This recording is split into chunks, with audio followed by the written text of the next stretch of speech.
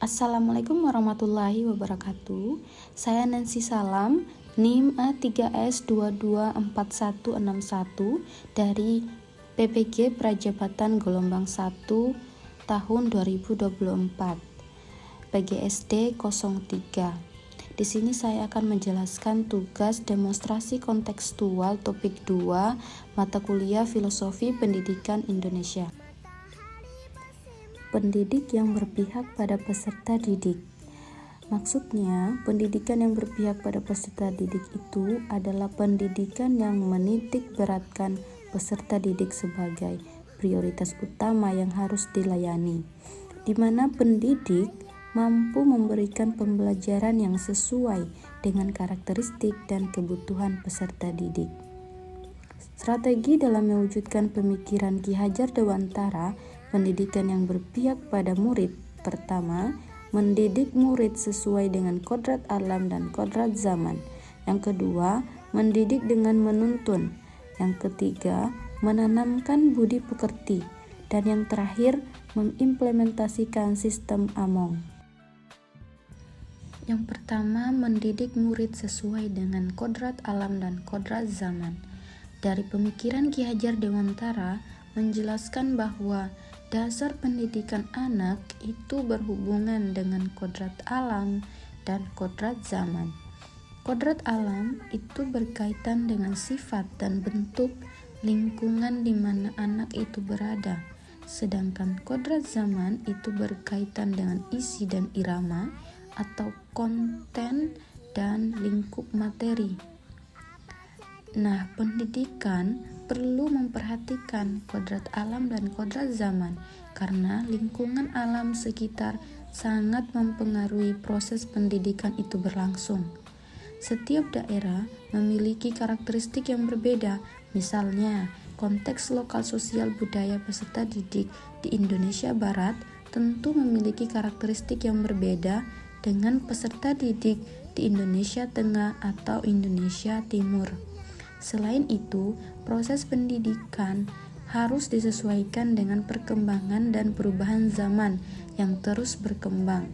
Misalnya cara belajar dan interaksi murid pada abad ke-21 tentu berbeda dengan para peserta didik di pertengahan atau di akhir abad ke-20.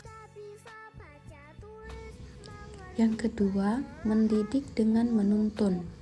Proses menuntun yang dilakukan oleh pendidik itu bertujuan agar peserta didik dapat menumbuhkan dan menghidupkan kekuatan kodrat yang ada pada dirinya untuk mencapai keselamatan dan kebahagiaan yang setinggi-tingginya baik sebagai manusia maupun sebagai anggota masyarakat. Pendidik sebagai pamong dalam memberikan tuntunan dan arahan agar anak tidak kehilangan arah dan membahayakan dirinya.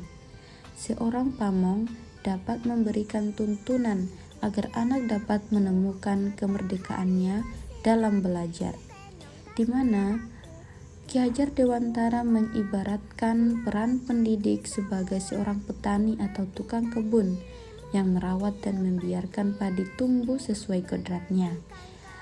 Pendidik diibaratkan sebagai petani, maksudnya adalah ketika seorang petani menanam padi, butir padi itu apabila tidak berkualitas, namun ketika ditanam di tanah yang subur dengan terkena sinar matahari dan dirawat dengan baik, maka padi tersebut akan tumbuh dan subur. Sebaliknya, ketika butir padi itu berkualitas, namun ketika ditanam di tanah yang tidak subur dan tidak terkena sinar matahari, kemudian petani tidak merawat dengan baik, maka padi itu tidak akan tumbuh dengan baik dan tidak akan subur. Seperti itu. Oleh sebab itu, pendidik itu hanya dapat menuntun tumbuh dan hidupnya kekuatan kodrat yang ada pada anak-anak, yang bertujuan untuk memperbaiki lakunya, bukan dasarnya hidup dan tumbuhnya kekuatan kodrat anak. Yang ketiga, menanamkan budi pekerti. Menanamkan budi pekerti atau karakter itu merupakan bentuk dan mengembangkan sikap dan perilaku yang baik dalam diri peserta didik.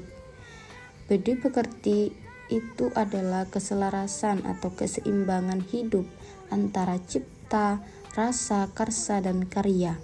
Keselarasan hidup anak dilatih melalui pemahaman kesadaran diri yang baik tentang kekuatan dirinya atau kognitif. Kemudian dilatih mengelola diri agar mampu memiliki kesadaran sosial bahwa ia tidak hidup sendiri dalam relasi sosialnya atau afektif, sehingga ketika membuat sebuah keputusan yang bertanggung jawab dalam kemerdekaan dirinya dan kemerdekaan orang lain atau psikomotorik. Budi pekerti melatih anak untuk memiliki kesadaran diri yang utuh untuk menjadi dirinya atau kemerdekaan diri dan kemerdekaan orang lain. Selanjutnya, mengimplementasikan sistem Among. Apa sih sistem Among itu?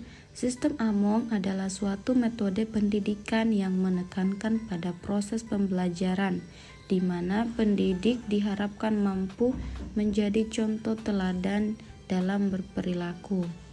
Pada sistem Among, kita sering dengar istilah ingarso sung tulodo yang bermakna di depan memberi teladan. Guru harus bisa memberikan teladan dalam budi pekerti dan tingkah laku kepada murid. Kemudian ing madyo mangun karso yang bermakna di tengah membangun kehendak, di mana guru diharapkan dapat membangun semangat kepada murid. Dan yang terakhir, tuturi handayani yang bermakna di belakang memberi dorongan. Guru harus dapat memberikan motivasi, saran, dan rekomendasi. Oke, itu saja yang bisa saya sampaikan. Saya ucapkan terima kasih atas perhatiannya. Assalamualaikum warahmatullahi wabarakatuh.